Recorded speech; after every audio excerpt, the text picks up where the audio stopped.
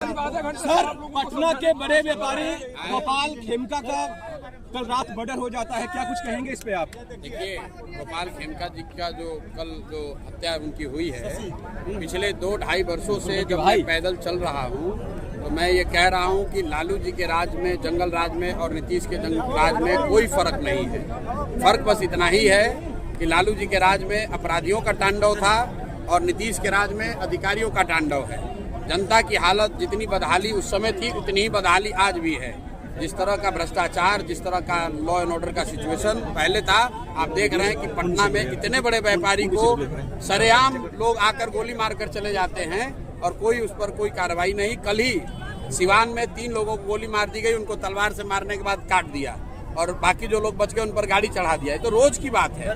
और जो law and order की स्थिति है वो दिनों दिन और खराब होगी, क्योंकि नीतीश कुमार का इकबाल खत्म हो गया है। जैसे लालू जी के राज में अपराधी जो था वो किसी से नहीं डरता था, उसी तरह नीतीश के राज में भी इनके जो अधिकारी हैं वो किसी से नहीं डरते। उनको कोई चिंता नहीं है कि बिहार की जनता नीचे भुगत रही है, भुगते।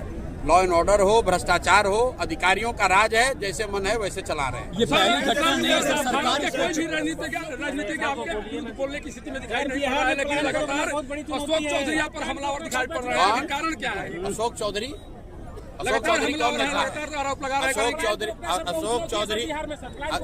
अशोक चौधरी है सर्वदलीय नेता। हमने बताया कि आपने राजनीति में सुना है नेता दल बदलता है, समय समय पर लोग अपना दल बदलते हैं। अशोक चौधरी वैसे नेता हैं जो एक ही समय में सारे दलों में हैं। बाबूजी कांग्रेस में, खुद जदयू में, बेटी लोजपा में और दामाद भाजपा आरएसएस में। तो ये सर्वदलीय नेता हैं और उससे भी मन नहीं भरा तो बेरोजगारी के डर से, मालूम है कि नवंबर के बाद जनता बेरोजगार करने वाली है, तो 58 साल की उम्र में बिना परीक्षा दिए, बिना किसी चयन प्रक्रिया के भाई साहब पटना यूनिवर्सिटी में प्रोफेसर भी बन गए।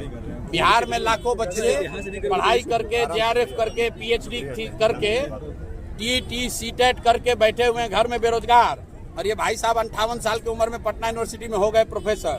कोई पूछने वाला नहीं है कि तुम भैया प्रोफेसर कब हो गए, कब तुमने परीक्षा दिया, कैसे तुम्हारा चयन हुआ। तो इन्हीं का सत्ता है, जिसको मन है वो अपना बना लिया। सर आपकी रैलियों आपकी रैलियों में सर बिहार में धारणा है कि जब भी लोकसभा या विधानसभा चुनाव होते हैं प्रत्याशियों का टिकट जाति के आधार पर दिया जाता है। कोशिश की जाती है कि उसी जाति का सबको मालूम है कि जन चुनाव में कुछ भी हो, जाति और भाषा के आधार पर टिकट नहीं बनेगा। यहाँ पर जो भी काबिल व्यक्ति होगा उसको टिकट मिलेगा। और हमने ये भी कहा है कि अगर जन चुनाव उससे भी कुछ गलती हो जाए, किसी गलत उम्मीदवार को टिकट मिल जाए तो आप उसको भी हराइए। हर हालत में बिहार में अच्छा उम्मीदवार जीतना चाहिए, किसी दल का हो, बिहार जीतना चाहिए। जन चुनाव जीते या हारे उससे ज्यादा जरूरी है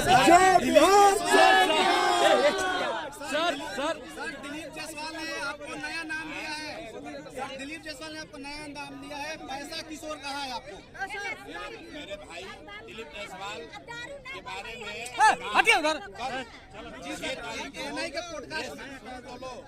कल 6 तारीख को प्रेस कॉन्फ्रेंस में पटना में करने वाला हूँ। पूरे बिहार की जनता देखेगी कि दिलीप जायसवाल का नाम क्या होना चाहिए। ठीक है सर, ठीक है। बिहार बदलाव कर रहे हैं, बिहार बदलाव में क्या करेंगे? क्या करेंगे आप लोगों सामने सर? आप देखे नहीं,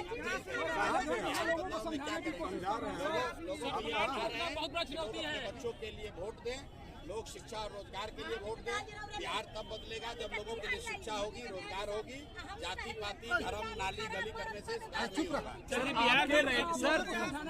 आपके रैलियों में लगातार जन सैलाब उभर रहा है। ना वो बरसात देख रही है, ना गर्मी, ना कीचड़। क्या जनता क्या चाहती है सर? चाह रही है वो आप लोग को दिख रहा है। जनता बदलाव चाहती है। लोग 30 बरस से लालू नीतीश, 35 बरस से लालू नीतीश की सरकार से उब गए हैं। वो नई व्यवस्था चाहते हैं, अपने बच्चों के लिए शिक्षा और रोजगार चाहते हैं।